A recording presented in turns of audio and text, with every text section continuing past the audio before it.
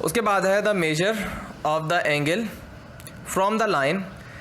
एक line given है, given नहीं है लाइन, एक लाइन का आपको बताया कि जो इस पॉइंट से पास कर रही है, एक और लाइन इन दो पॉइंट से पास कर रही है, आपको बेसिकली उनके दरमियान एंगल निकालना है।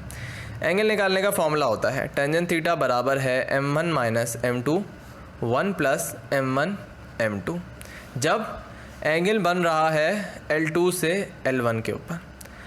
L2 से एंगल बनना स्टार्ट हुआ है, जैसे लेट कर लो ये L1 है और ये L2 है, तो एंगल बन रहा है L2 से लेके L1 के ऊपर, ठीक है।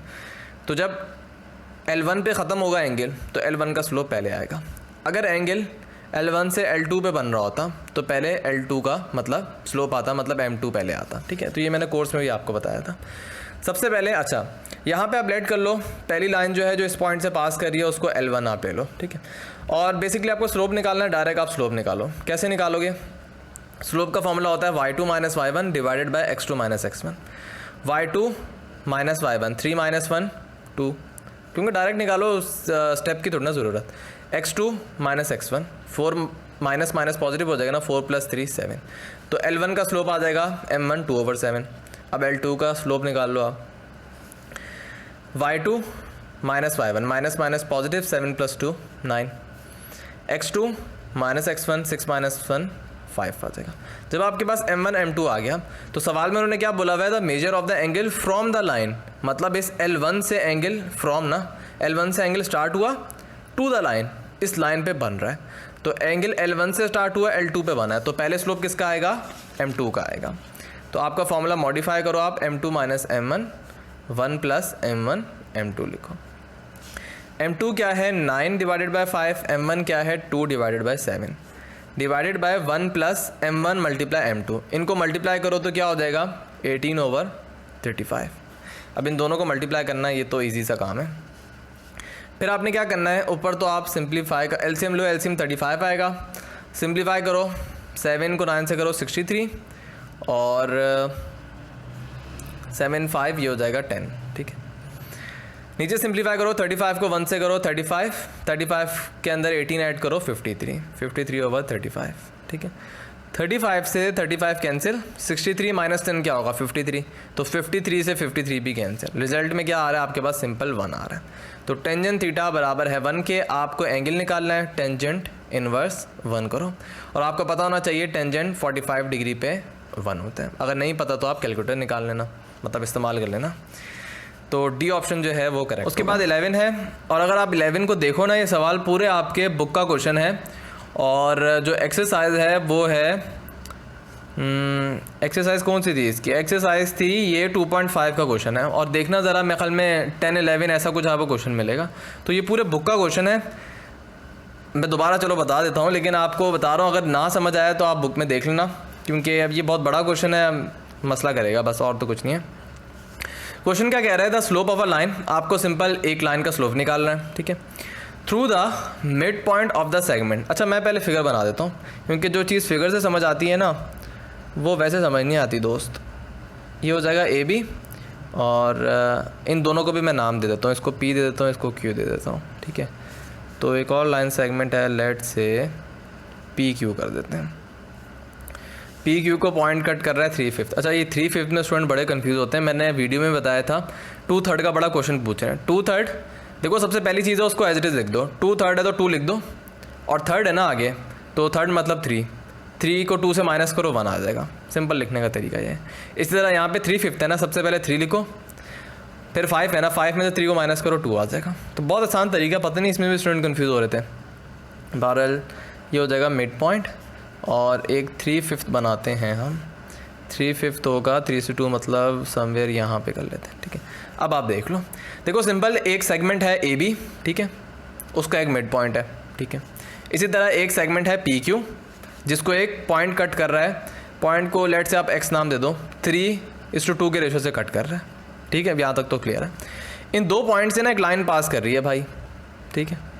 आप क्या करना है, आपको उस लाइन का स्लोप निकालना है, बस ये करना है आपको। तो आप वर्डिंग पढ़ लो, the slope of a line, एक लाइन का स्लोप निकालो, through the mid point of a segment A B. Through मतलब उस, मतलब मिड पॉइंट से पास कर रही है, ए बी के मिड पॉइंट से एक लाइन पास कर रही है, पहली चीज़, and the point which is 3/5 the way from ये। और बोल रहे हैं कि एक तो वो इस पॉइंट से मतलब मिड पॉइंट से पास कर रही है, और एक 3/5 पॉइंट है मतलब 3:2 के रेशो में जो इसको कट कर रहा है ये वाला पॉइंट, उससे भी पास कर रही है ये, ठीक है। तो बेसिकली आपको इस लाइन के ऊपर 2 पॉइंट पता चल गए। जब आपको किसी भी लाइन के ऊपर 2 पॉइंट पता चल जाए तो स्लोप निकालने का तरीका बहुत सिंपल है, y2 - y1 x2 - x1। सबसे पहले अब आपको करना ये है कि मिड पॉइंट निकालना है इसका, ठीक है। मिड पॉइंट किस तरह निकालोगे, -4 + 2 -2 डिवाइड बाई 2 कर दो, 4 + 2 6 डिवाइडेड बाई 2 कर दो। ना समझ आया भाई, मैं बता रहा हूँ ये बुक का क्वेश्चन है, इतना डिटेल में मैं नहीं जाना चाह रहा। -1,3 आपका ये पॉइंट आ गया। फिर आपको एक पॉइंट निकालना है जिसके कोऑर्डिनेट क्या हैं, नहीं उस पॉइंट के कोऑर्डिनेट नहीं जिसको वो डिवाइड कर रहा है, 5,3 -3, -2, ठीक है। और रेशो क्या है 3:2। फॉर्मूला आपको पता है, m1 x2 ये हो जाएगा -9 plus m2 x1 + 10 divided by 3 + 2 5, m1 y2 -6 m2 y1 + 6। माशाल्लाह ये तो हो जाएगा पूरा 0 डिवाइड बाय 5 0, -9 + 10 ये हो जाएगा 1 डिवाइडेड बाय 5, 0। तो ये वाला पॉइंट जो है ये आपके पास आ गया 1 डिवाइड बाय 5, 0। अब आपको लाइन के ऊपर 2 पॉइंट पता चल गया, एक ये वाला पॉइंट और एक ये वाला पॉइंट। अच्छा मैं बहुत गंदा करता हूँ काम, लेकिन अब जो भी है समझ बस आपको आ रहा है, ये मैटर कर रहा है। इन 2 पॉइंट आपको लाइन के ऊपर पता है, ये 2 पॉइंट आपको स्लोप निकालना है, बहुत ईजी है। y2 - y1, y2 क्या है 0, y1 क्या है 3, x2 क्या है 1/5, x1 क्या है माइनस पॉजिटिव। 5 को 1 से करो, ये नीचे हो जाएगा 6/5, ऊपर है -3, नीचे है 6/5। ये 5 ऊपर जाके 3 से -3 से होगा तो -15/6। सिंप्लीफाई करो, 3 से कैंसिल करो, ये हो जाएगा -5/2। रेशो की फॉर्म में लिखो तो -5:2। तो रेशो आपके पास क्या आ गया, सवाल ही किधर चला गया। हाँ, -5 डिवाइडेड बाई 2 कर दो आप, ठीक है। इस तरह लिख दो, -5 डिवाइड बाई 2 लिख दो या -5:2 लिख दो, एक ही बात है। तो यहाँ फ्रैक्शन वाला लिखा हुआ है तो ये आपका ऑप्शन करेक्ट होगा। उसके बाद अल्लाह आप लोगों का भला करे, पेज मेरे हो गए हैं ख़त्म, लेकिन पेज हमारे पास हैं बहुत, तो हम दोबारा स्टार्ट कर लेते हैं। कौन सा भाई है, 12 है, ठीक है। 12 में क्या गिवन है यार, 3 पॉइंट कोलिनियर है। यहाँ पे भाई बच्चों वाले सवाल देते हैं यार ये लोग। 3 पॉइंट है 0, -1 x, 1 और फिर है 2, 3। बोल रहे हैं कि भाई ये पॉइंट्स कोलिनियर हैं। तो इसका मतलब ये है जब पॉइंट्स कोलिनियर होते हैं तो इसका स्लोप और इसका स्लोप, अगर मैं इसको नाम दे दूँ, ये है भाई A, ये है भाई C, ये है ये है B, ये है C, ठीक है। तो जब पॉइंट कोलिनियर होंगे तो AB का स्लोप BC का स्लोप ये क्या होगा, इक्वल होगा, ठीक है। तो इस कंडीशन को रख के आपको बेसिकली x की वैल्यू फाइंड करनी है। सबसे पहले AB का स्लोप निकालो, y2 - y1 1 माइनस पॉजिटिव, ये 2 हो जाएगा, x - 0 मतलब सिर्फ x है। डायरेक्ट निकाल लो, आपको आना चाहिए, नहीं आता तो सीखो जाके। BC का अगर आप स्लोप निकालो तो y2 क्या है 3, y1 है 1, 3 - 1 2, 2 - x ये होगा, ठीक है भाई। इनको हो गए कैंसिल, ये हो जाएगा 2 - x, इधर चला जाएगा, x को उधर ले जाओ, ठीक है। फिर भाई इस x को उधर ले आओ, ये हो जाएगा 2x, फिर 2 को डिवाइड कर दो, x की वैल्यू आ जाएगी 1, जो ऑप्शन नंबर A है। उसके बाद है इफ़ द लाइन जॉइनिंग, एक लाइन है जो 0, -1 1, y से पास कर रही है, इस पैरेलल टू द लाइन, एक और लाइन है जो इन 2 पॉइंट से पास कर रही है और हमें वैल्यू y निकालनी है। यार देखो सवाल ये है कि एक लाइन है 0, -1 1, y, लेट कर लो L1, इससे पास कर रही है। एक और लाइन है, अल्लाह आप लोगों का भला करे, -1, 1, हाँ L2 लाइन है, ठीक है, जो इन 2 पॉइंट से पास कर रही है। कंडीशन ये है कि L1 पैरेलल है L2 के। इस कंडीशन को रख के ये जो y है ना इधर, इसकी वैल्यू आपको निकालनी है। जब 2 लाइन पैरेलल होती हैं तो उनका स्लोप इक्वल होता है, ठीक है। स्लोप इक्वल है तो स्लोप सबसे पहले निकालो। m1 का स्लोप क्या आएगा, y + 1 डिवाइड बाय 1, एक ही बात है y + 1। और m2 का स्लोप क्या आएगा, -4 -2 मतलब 2 आएगा, ठीक है। दोनों लाइन पैरेलल हैं तो इसका मतलब है m1 बराबर होगा m2 के, y + 1 बराबर है 2 के, और y की वैल्यू आ जाएगी, अल्लाह भला करे, 1। तो जो ऑप्शन नंबर डी जो है 1 वो होगा करेक्ट। अच्छा जी, अब हम थोड़ा जूम कर लेते हैं। उसके बाद 14 है आपके पास। 14 में क्या लिखा हुआ है, the length of line joining a, b to a - 3b। इसकी लेंथ निकालनी है। लेंथ निकालने के लिए बड़ा मशहूर फार्मूला है जिसको हम बोलते हैं डिस्टेंस फार्मूला। तो ये है a, b और ये है 2a, 3b। डिस्टेंस फार्मूला क्या कहता है, x1 - x2 2a - a। अरे यार सिंप्लीफाई करके लिखना चाहिए था मुझे। खैर 3b - b, y2 - y1 x1 - x2, मतलब यहाँ x2 - x1 एक ही बात है। ये हो जाएगा a का स्क्वायर मतलब a स्क्वायर। ये हो जाएगा 2b का स्क्वायर 4b स्क्वायर। ठीक है, तो a square plus 4b square का रूट, ऑप्शन नंबर ए जो है ये करेक्ट होगा। उसके बाद लिखा हुआ है equation of the line passing through. एक लाइन है जो इस पॉइंट से पास कर रही है और पैरेलल है इस लाइन। अच्छा, ये 3.2 का क्वेश्चन है, सॉरी 3 चैप्टर का क्वेश्चन है ये, तो हम 3 चैप्टर में ही करेंगे इसको। ठीक है, उसके बाद है भाई 16 में क्या करना है, the slope of a line. अब भाई इससे इजी क्या हो सकता है, ये तो भाई आपका ज़ुबानी बताएगा। इन 2 पॉइंट से एक लाइन पास करिए तो स्लोप निकालना है। 4 - पॉजिटिव 5 डिवाइडेड बाय 0। हाँ, 5 डिवाइड बाय 0 आ रहा है। ठीक है, ऑप्शन नहीं है। 5 डिवाइड बाय 0 क्या होता है, अनडिफाइन होता है। ठीक है, यहाँ आप इसको इनफाइनाइट बोल देते हो, इन्फिनिटी बोल दें या अनडिफाइंड बोल दें, एक ही मानों में इस्तेमाल होता है, लेकिन इधर अनडिफाइंड ज़्यादा अच्छा रहेगा। जब लिमिट होती है तो वहाँ हम इन्फिनिटी लिख देते हैं 5 और 0 को।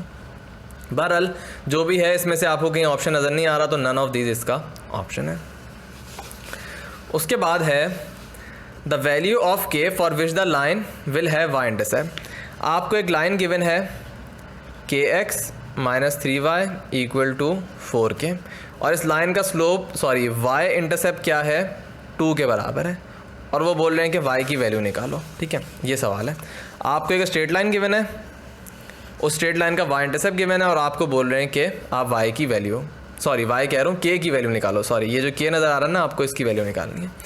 अब देखो, लाइन, किसी भी लाइन का y इंटरसेप्ट निकालने का तरीका क्या होता है, आप x की वैल्यू 0 पुट कर दो। ये मैंने बताया हुआ बहुत दफ़ा वीडियोस में। y इंटरसेप्ट निकालने के आप x की वैल्यू 0 पुट कर दो। ठीक है, तो इस सवाल में 0 पुट करो x की जगह, ये टर्म हट जाएगी, यहाँ से बचा -3y, यहाँ से बचा 4k।